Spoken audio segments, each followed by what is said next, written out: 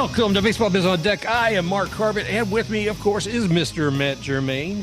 And we're anticipating the guest by the name of Mr. Phil Terrano. He's a baseball agent certified by the Major League Baseball Players Association. He's been a good friend, been on the show a few times, and we're happy he's going to be on the show with us here in a little bit. So we're hoping he'll be on here in a little while. But we'll talk with him a little bit about being a scout, the evolution of what is expected of young people these days who want to advance in the game, and hopefully he'll get here shortly. If not, we still got plenty to talk about.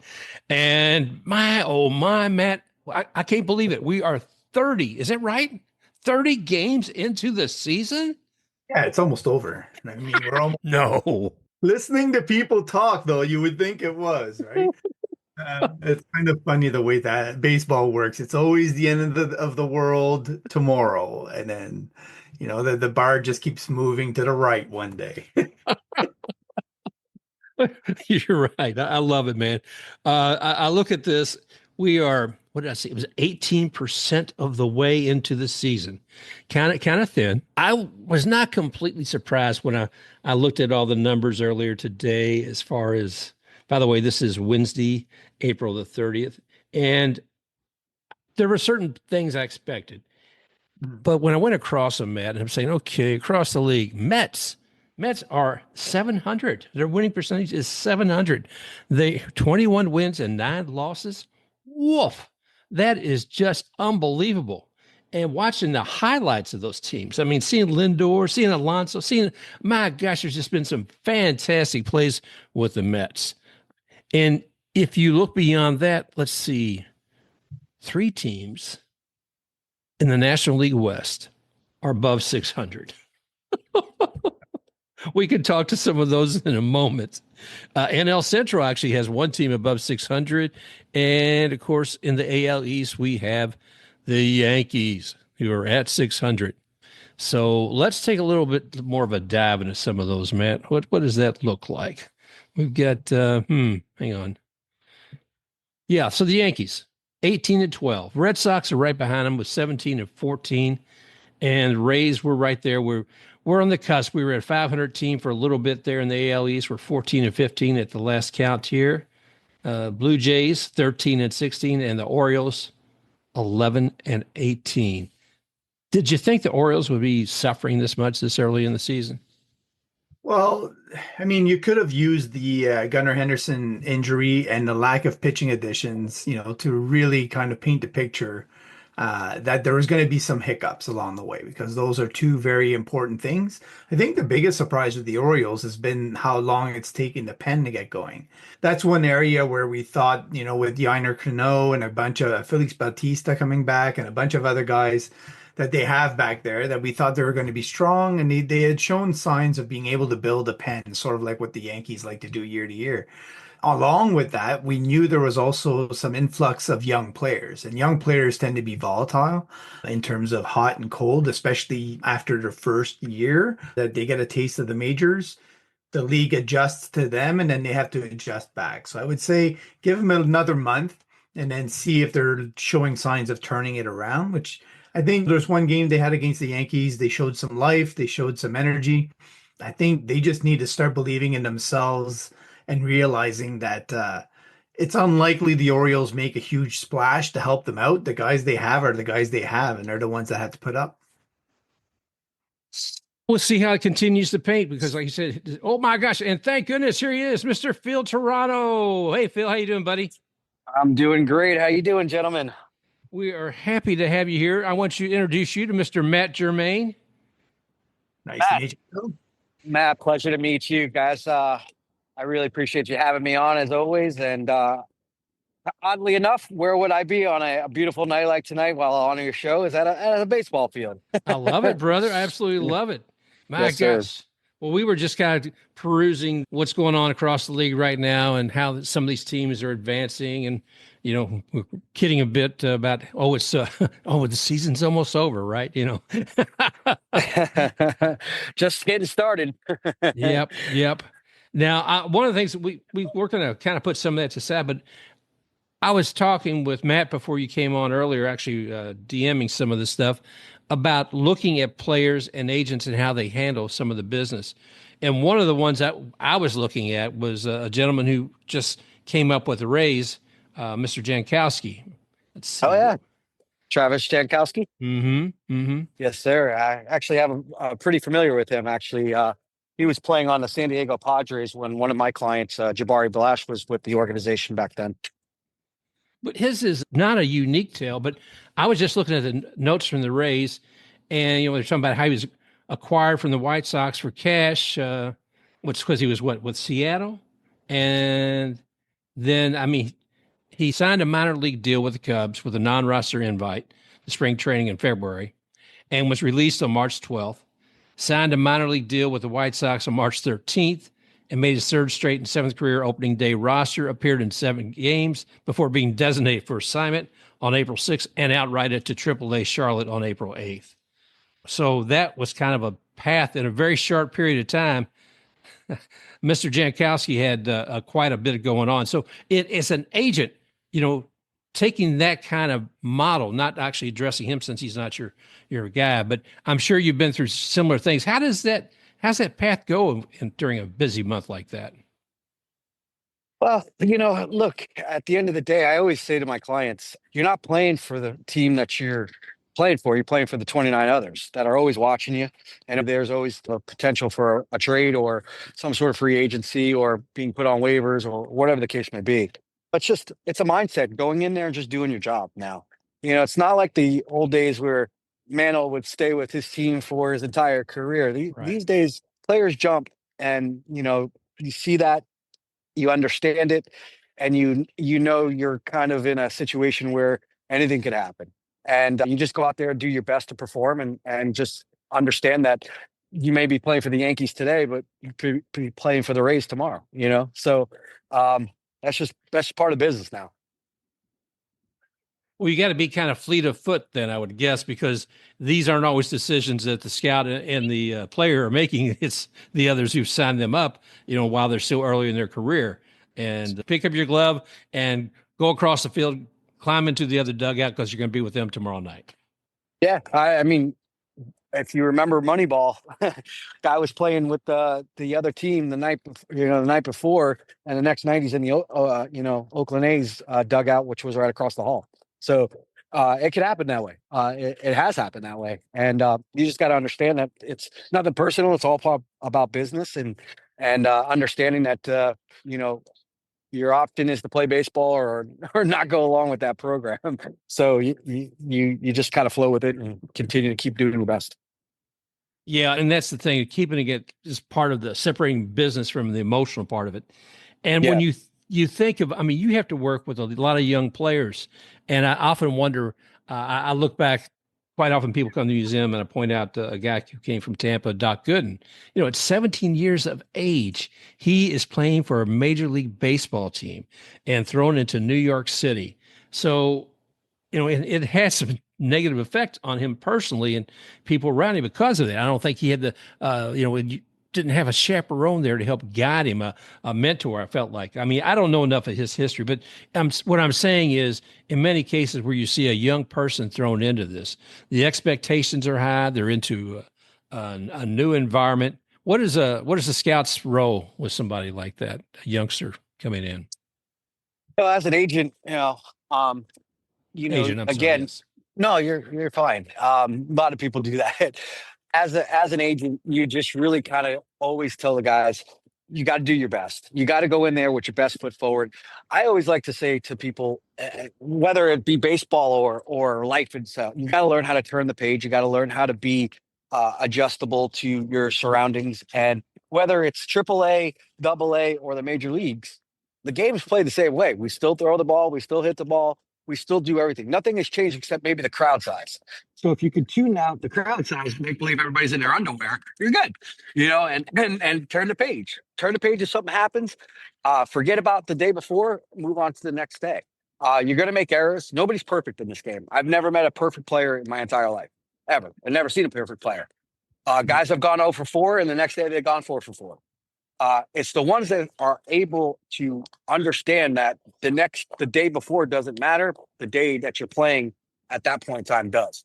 If you can get that part of your mentality as a professional athlete, whether it's baseball or not, you will be more successful than the guy that hangs his hat on the bad performance and doesn't get out of that slump because of that bad performance.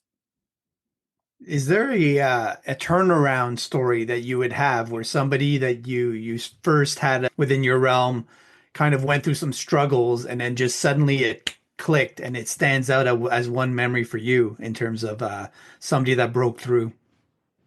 Some of the best stories I've ever seen are guys that have gone up and down.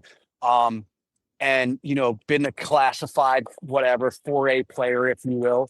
I don't believe in that 4A player. I believe in opportunity. If you don't get opportunity, you're not going to be able to succeed. It's very hard. There are very few players who come off the bench and really be successful every single time and not play for 2 weeks at a time. So it's those guys that kind of get into that rut of going up and down and up and down and up and down, that all of a sudden you catch with another team that they get the opportunity with. Those are the ones that those are special, right? Because they were able to deal with all that adversity of being classified as this 4A player, which doesn't really exist. There's no such thing as a 4A league level. There's A ball, double A, triple A, majors, right? There's no 4A.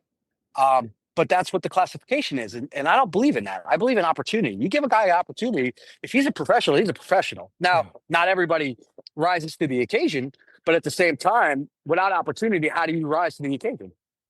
Yeah, that's So why I believe in that Rule 5 being expanded on, because I think that's one of the major ways that players have an opportunity to get with teams that will give them that opportunity and let them shine, right? Changing the tone a little bit, like how do you identify players that you want to bring aboard to represent?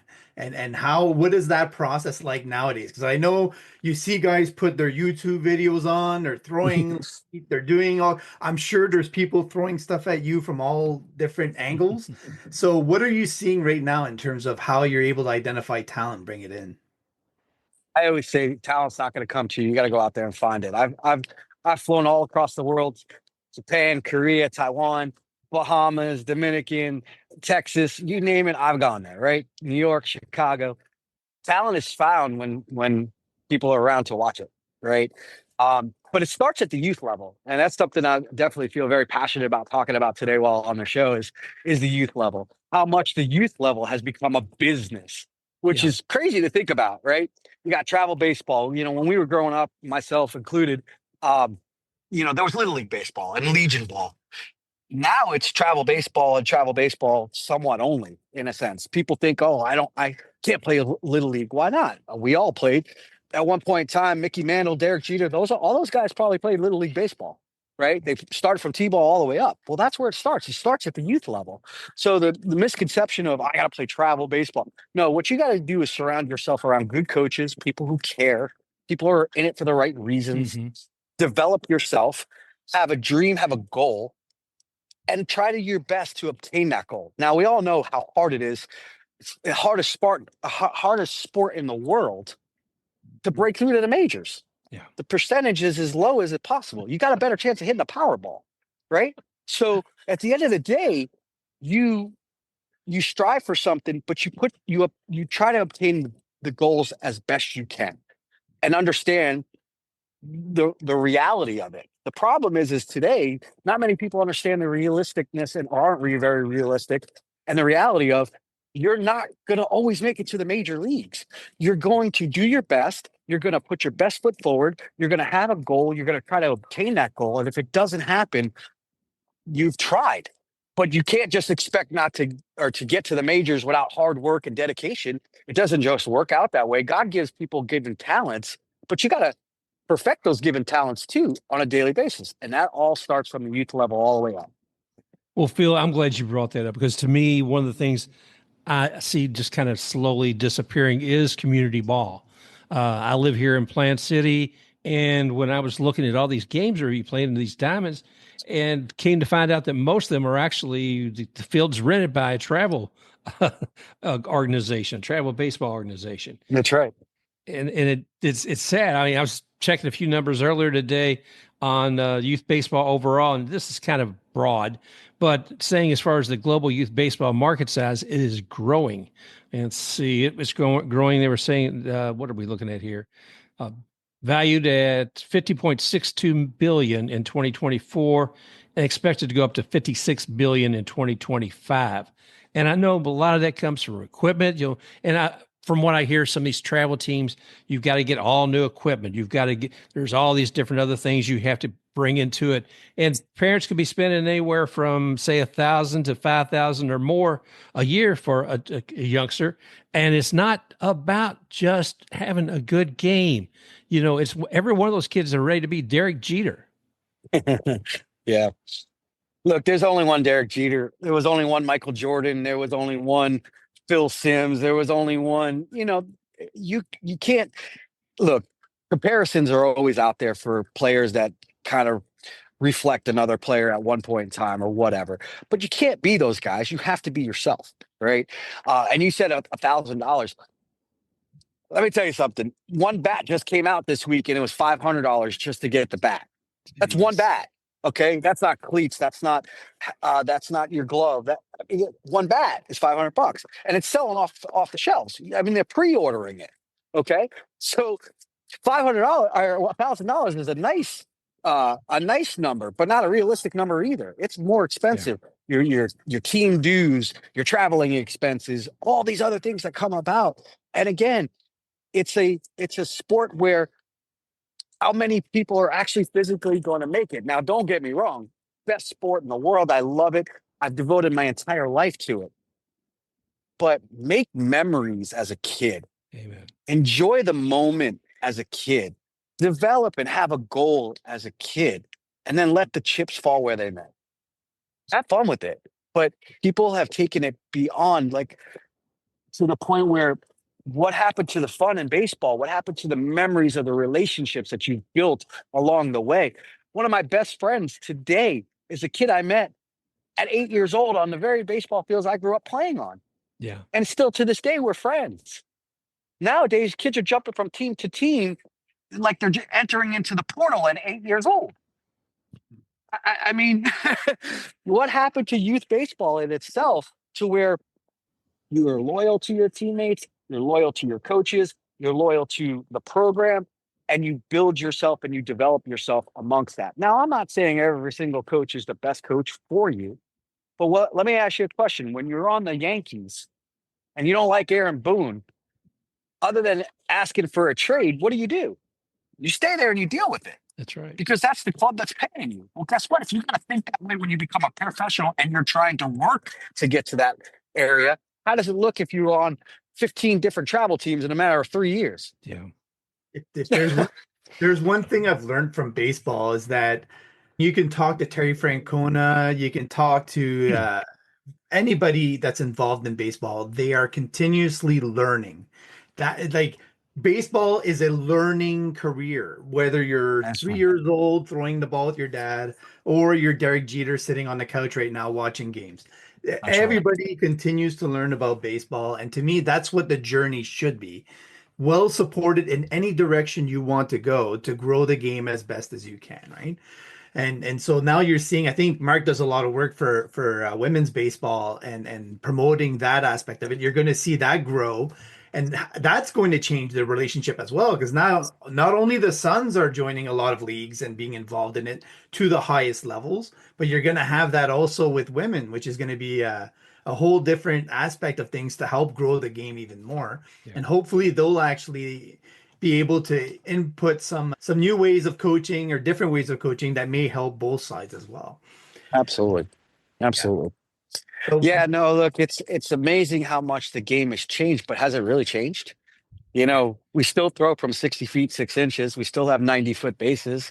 We still have 9 players that can only play a position, right? Game hasn't changed. We've changed. We've there is made it. We've made it change. there For is what?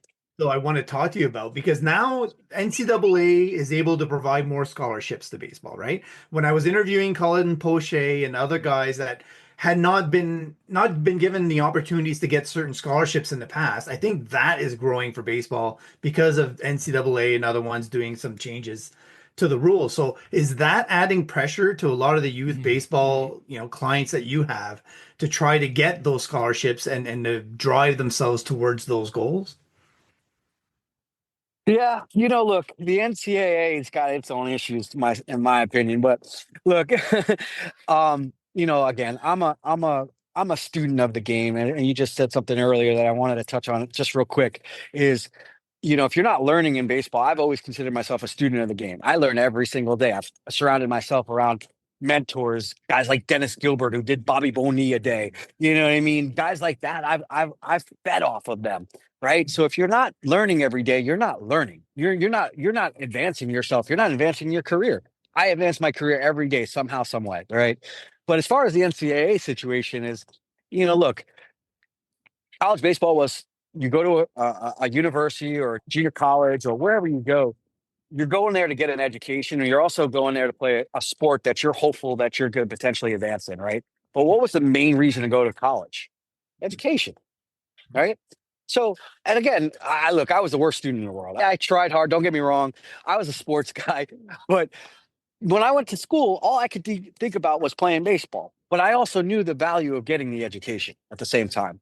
So what I think the NCAA has now done is made it into a business, right? It's been a business, a conglomerate business for years and years and years and years. And now you got the NIL and you got the portal and you got all this different stuff. Again, what happened to playing the game and being loyal to your team and the college that accepted you to go there? Now we're changing in the middle of the year because we don't like that we're not playing shortstop. Yep.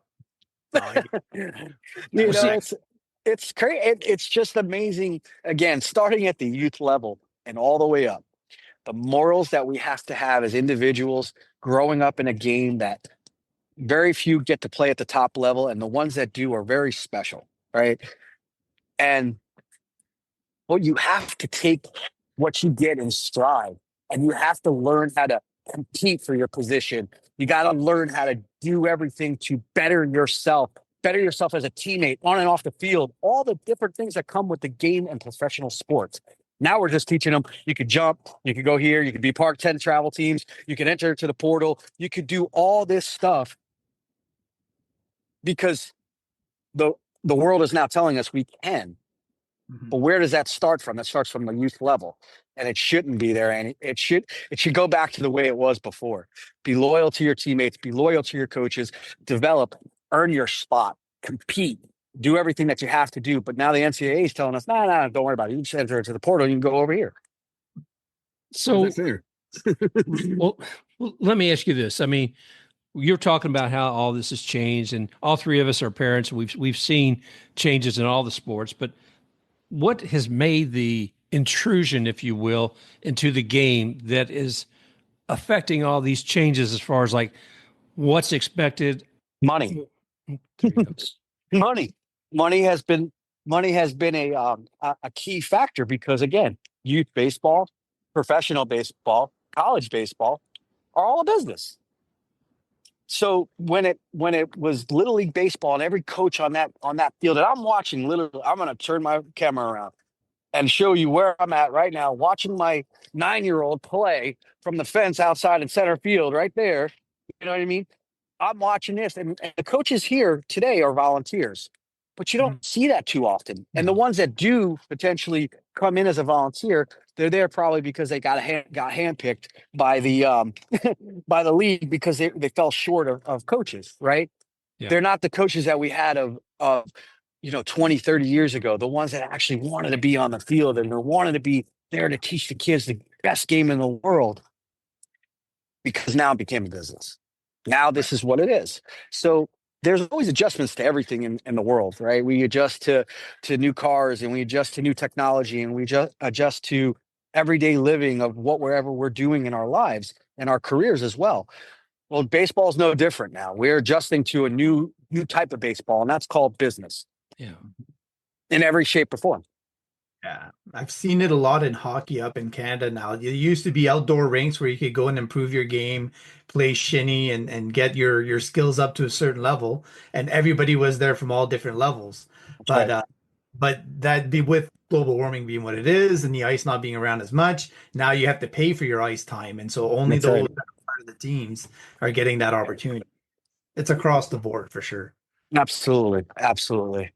Yeah. Look, Mark, you and I talked about this great project I've been wanting to build for so many years, and building a dream big sports complex, which is what I've been calling it for the last 4 years that I've been working on it. And for Right. the last 4 years that I've been working on it, what I have encountered is more people that are set against me doing something positive. Why? Because it's going to affect their pockets. How's that? Because an agent of my caliber, and again, I'm not patting myself on the back. I'm low on the totem pole. I just love what I do. Yeah. And I've represented some of the best names in the baseball at one point in time, and helped some of the best names in baseball at one point in time. But guess what? What happens is when youth baseball became a business, well, now this guy's coming around and he's going to do these great things. He's going to offer scholarships, and he's going to let kids in for free and do camps for kids and not charge through the nose to have their kid there. Well, guess what? Well, now my business suffers because this guy's doing something good over across the street, and people might not come to my lesson for $100 that I've been, spearheading all these time and utilizing these fields to do my lessons that really aren't my fields, but I'm Right. making money off of it, and I'm making money a living off of it. And I don't criticize anybody that's made a living off of baseball. I criticize the way you do it.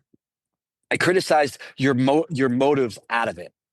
Because look, I'm a businessman. I make money off of baseball players. I get commission, but I work hard for it. I do the right thing. I'm loyal to my clients. I give my clients my undivided attention as much as I can, 7 days a week, 365 days a year. And it's no different when it comes to youth baseball. I give my heart and soul to this game because now not only do I have players that play it, and I look for players that are potentially advanced in it, but I have kids that play it. I'm Yeah. watching my kid right now, like I said. And I want my kid to have the same benefits that I had as a kid, with the best coaches possible that teach you about life and the game at the same time, and the realisticness of making it to the majors. My son, my older boy, 13 years old, I'm so proud of him. He was accepted to the Wellington Sports Academy that's being ran by Brad Peacock, Gerald Saltiamacchia, Devin Travis, John Bostic. He's 13 years old and he was accepted. He participated in the Power Showcase. He was selected to represent the state of Florida.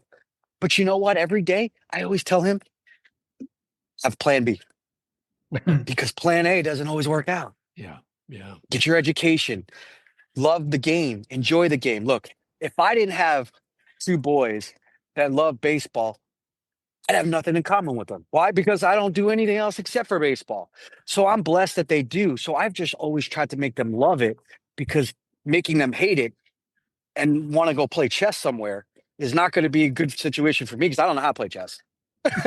you know, I know how to play. I know how to watch baseball. I know how to evaluate baseball. I know how to be part of baseball. I know how to devote my life to baseball. I don't even know how to hang a picture in the house. My wife handles that. But guess what? I have two boys that love the game, and they love it because I've taught them to love it for the right reasons, Yeah. not because they're being forced to play it. Well, your passion definitely shows through, and I'm glad you're able to share that with both your young lads there. That makes a difference. Was it difficult, though, once your older son was being involved with an organization that's taking his game to the next level and still keeping it fun? I wouldn't allow him to do it any other way. He's put so much pressure on himself in certain periods of time, but also has dealt with major adversity too. For a young man of his again, I didn't take such great receipt of what I was trying to do. So what happened? My kids took effect to it a little bit. They heard about what was going on in the community, how people were not being so nice to dad, right? Yeah. And he had to deal with that. But I always taught my son, you better enjoy the game. Just enjoy it. What the one thing that dad will always support you in is, if you try your best, just like in school, you do your best. Nobody can ever take that away from you, right? You tried your best. You did your homework. You did your studies. You tried your best. In baseball, no different. You try your best. You honor the game. You treat the game with loyalty. You treat the game with respect. You hustle. You listen to your coaches. You listen to your parents. Don't argue with an umpire, even how much you disagree with them. And some of them are terrible. Trust me, I know. But at the end of the day, what we do is we honor the game, and you treat it with respect. And dad will never be mad at you. Don't look at strike three passing you. Foul it off. Do something that makes you show that you're actually physically paying attention and doing what you're supposed to do. Yeah, if it's a bad call, it's a bad call. And I'll call a spade a spade. But at the end of the day, we always have to be respectful of it, understand it, and honor it. That's it. As long as we do that, that will always be proud of you, no matter what. And whether you make it to the pros or not, and trust me, I told him a million times, plan B, plan B, plan B, plan B, plan B. Because look, Dad didn't play professional baseball, but guess what? I'm involved in professional baseball and I love what I do. So just keep that in mind as you continue to keep advancing and doing what you love to do, because you now entered into a situation where you could take it potentially to the next level, but the odds are totally against you. Well, I got to tell you, I'm so proud of you as a dad for being able to share the game with them, but also to keep some perspective to it. Because Matt and I've talked over years, I think, about a lot of us have had coaches, or we've seen parents where that ain't the case. No, they push. And that's what I learned too from being in this business, because I've watched some dads, I've watched certain situations, and I was like, I'm gonna be that guy. Everybody's like, yeah, right. You're Mr. Baseball. You love baseball. You want to watch your buddy. No. Why? Because I've watched some of the best players not make it. And I understood how hard it was for them to get to the top, even those that I thought should have been there a lot more than some of the other guys that were there at that time. Um, but that's me as a person, and that's what I've endured, and I've learned to treat my kids that way, of understanding that this game could be great to you, it could be and not so great to you, and you can be the hardest working guy out there. Doesn't necessarily mean you're always going to make your next adventure into another situation of professional baseball. You could get up to the top and only play one game and never play again. So, but you got to the top, and that's a lot more than somebody else did. So you just take it all in stride and understand it. You do have to be measured. Like I always use the Mike Brasso example. As you, 1 minute you're hitting a home run off of Aroldis Chapman after one of the greatest at bats in Rays history, and the next minute you're trying to find a job in Major League Baseball. That's how fast it. Absolutely. You hit the nail right on the head. Hit the nail right on the head. You can't predict a career any more faster than you could predict how fast you're going to get traded or released. Yeah. Right. So, and it happens in a matter of seconds. I've had it happen to me at 3 o'clock in the morning. I got the call. Hey, I got released. Hey, what am I doing next? And then I've had those hard conversations where maybe it's time to, and worst conversation, I never quit on my players. I work for them until they tell me I'm done. So what I've always told my guys is, when you tell me it's over, I stop looking. But I'm not coming up for that decision for you. You got to be able to come up to that decision. And there's a time when the game does tell us you can't play it anymore. So It's a good theory. yeah. Well, let me bring you back to all three of us, for that matter. And the question becomes, how do we make this better for the youth of today in the game? If there's so much moving toward the money, what can we individually do to make it better in our own communities, or just any ideas, guys?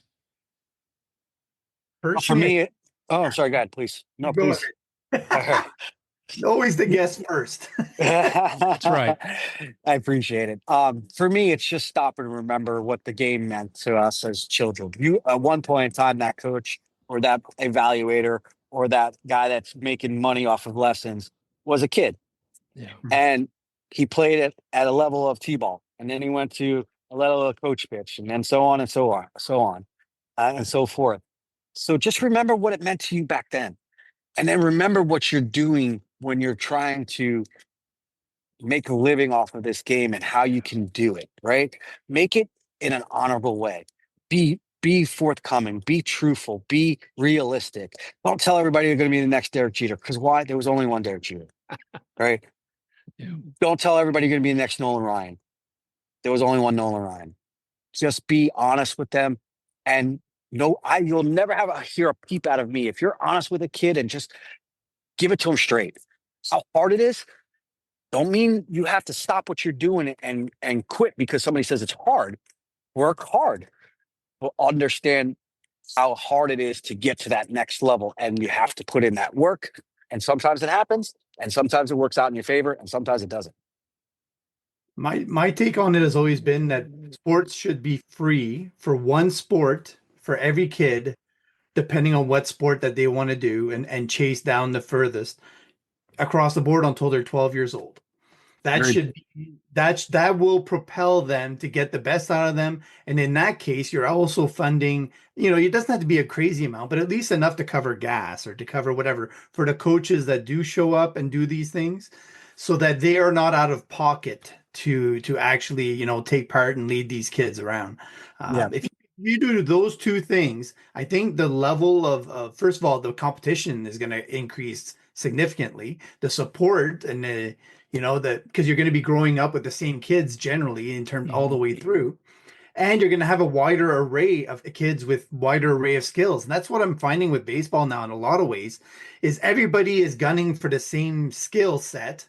So there's one mold almost where you have to have at least this or you may be able to have that, but it's not as widespread as it was in the past, I find. And so we need to get back to that and actually promote a lot of different styles and a lot of different ways to get the game to be fun again.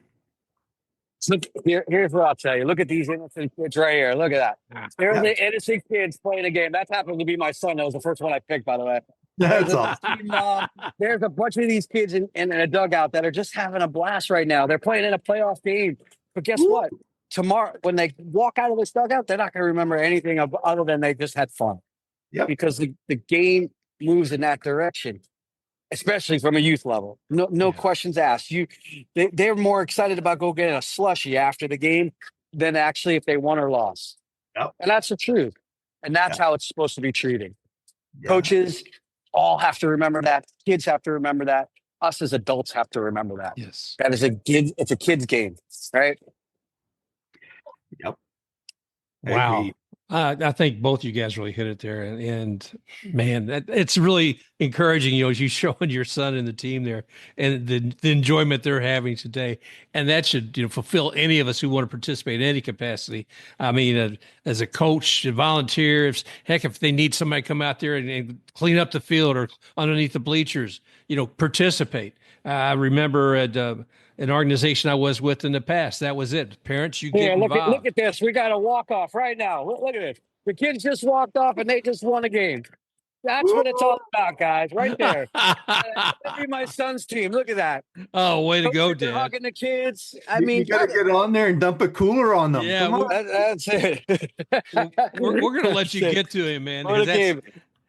Look again. I'm having more fun talking about it while I'm watching it. That we're talking about this, and that just happened right in front of my face. I love it, and to see the smiles on these kids' faces now, and but they'll be at the slushy machine in 2 minutes after that big win. You know what I mean? So, and that's it. That's really cool. Boy, that's amazing.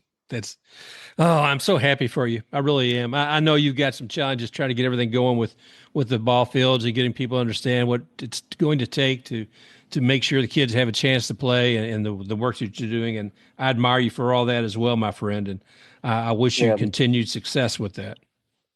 I appreciate it. Yeah, we're getting close. Never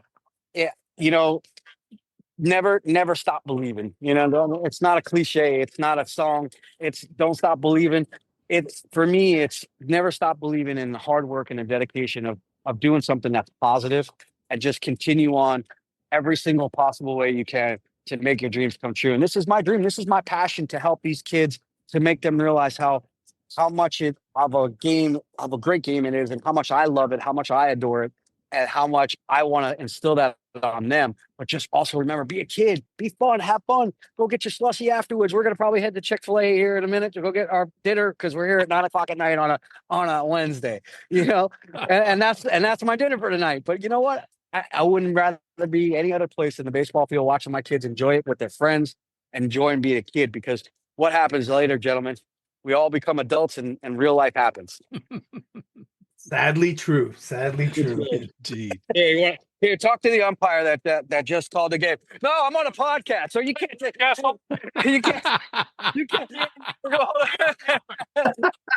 That's the blue that just called the game. This is right here. Mike, say hi. Seriously. What's up, Emo? Hey, how's it going, Mike? Glad to have you here, buddy. Thanks for all you do with the kids. You just witnessed history. A father actually giving credit to the Blues. Yeah, there you go. Mike's a great guy, and that's a guy who dedicates his Wednesday night and could be with his family. But guess what? He's out here for kids for free. That's That's what all. it's about for me. That's Yeah. what it's about. Yeah. That's great. Seeing that smile, and you saw the smile on his face. He just all he wanted to do was just smile and tell me to get out of his face for a real quick. He really realized what I was doing. Then he wanted to be on camera. But Yeah. We're usually an audio show, man. I may have to find a way to make this one a video. We'll see. yeah, you might have to put some clips there and during it. Yeah. It's just, again, you see the smile on my face. I wasn't even playing, and I'm just happy for these kids tonight. Oh yeah. So that's all I care about. That's awesome. Well, Phil, I'm going to let you go have a good night with Chick-fil-A and your son and the rest of the team. And I remember going to get pizza so many times I got sick of it. So Chick-fil-A sounds pretty good. Here's my beautiful wife, who also is a big supporter of everything that I do, and I couldn't be doing everything without her. She's my rock. She's probably wondering why I'm walking around and pacing around a field right now, that she knew I was on a podcast. But at the same time, that's a support system that I have. So God bless. All right. Thank you. Thank you both. Yeah. And all righty, guys. Well, enjoy the rest of the evening. And I can't thank you both and everybody else there enough for, contributing. I mean, so much of your time and helping these young folks. So enjoy the rest of the night, and we look forward to catching up with you again real soon, my friend. Mark, thank you so much. I appreciate it. It was a pleasure meeting you guys, or seeing you guys again, being on your show, and have me back anytime. I love talking to you guys. All right, brother. Take care. I appreciate it. Take care. Here. Wow. That was fun. We saw history. Yeah. I mean, I always record the video. I never use it, but I might have to for this one, brother. That was too good. It was pretty cool. Oh, that's awesome. Like, it's great when every little moment that you have with your kids and these ones, like the walk off, the stories that come out of that and that you'll remember and you'll bring up, once in a while, all the way through life. They're special, regardless of what age and how long ago it was and how big in reality the moment was, in the realm of the world. To you, that moment was significant, right? It's awesome. Exactly. And we got to see that moment with a 9-year-old walk off. Yes. Love it. Oh, that's heartwarming. That's the Sandlot playing out in real life right there. That's it. But, I think there's a lot of encouragement as far as making sure to contribute your time with some of these free leagues or a small amount. I mean, there's a lot of these little leagues where you had to put up some money, but we're not talking thousands upon thousands of dollars. And, have realistic expectations. Have that plan B that Phil was talking about, because it's critical, because otherwise there are such a limited number of spots for someone to get to the game, to get to the show, the top of MLB. And it's unrealistic for all of us to get there. So when somebody doesn't, they shouldn't live in shame or pain. And I think that happens sometimes. So anyway. I think it's good once in a while to step back and look at it from a grand view of, like, from the beginning of when your kid first picks up a baseball and throws the ball with anyone. Could be your mom, could be dad, could be sister, brother, anybody, to the point where they're 70, 80, 90 years old throwing a ball with a grandkid, like all the way through that journey. That's one of the things that I gravitated to baseball because it is a family sport. It is a gathering community, spending time together with these highlights that keep popping up along the way that that stand out. I still remember sitting there in a right after it rained, like a big rainfall, throwing the ball with my dad in front of the house. And, like, you could smell the pavement and you could hear just the ball whizzing, like hitting the mitt, and playing it on the field with just three friends and they have to go shag balls and everybody complains about going to get the balls and but you're still out there playing it and you know whatever format you need to enjoy it you do. So I think that's what he was just talking about, and what that a lot of that is the opportunities need to be out there. First of all, to make it fun, enjoyable, stress-free, and to promote a happy, active lifestyle, but also because it's something that you can literally be a part of your entire life, and it should be a positive thing. It shouldn't be constantly like, oh, what didn't I accomplish? It should be more about how much have I improved and what do I need to do next? I think that shift in mentality is huge. And when you interview a lot of baseball players, a lot of minor league players, you can tell the ones that are self-deprecating almost, where they're kind of beating themselves up constantly, and the other ones that are kind of saying, you know what, I'm just satisfied being what it is, and I'm looking for that next opportunity. And there's a lot of differences in those mentalities, and sometimes it comes out in the product on the field. So something to monitor if you have kids out there and they're part of youth baseball and you're looking for agents, look for the ones that are going to promote them for the good things and not necessarily, push the buttons because you're not achieving XYZ. Well said, Matt. And I'm really encouraged when I see somebody like Phil Terrano out there doing all that he is with his own kids and with others and trying to make sure that they, again, have a plan B. So baseball is great. Enjoy it with your friends, enjoy it with the community, but have something else in your life too. Oh man. Well, I haven't got anything else. I mean, we could talk about I think we pretty much got to put the cap on this one right here, my friend. Absolutely. I think we've talked enough. We've blabbered on and on. I will say that the Rays are getting or no hit by a rookie making his first MLB start through the seventh. So that's an interesting tidbit for the end of the show. You never know what to expect when a new pitcher comes up, and the Rays tend to have a hard time when they don't have the data. Yeah. So they're learning a lot.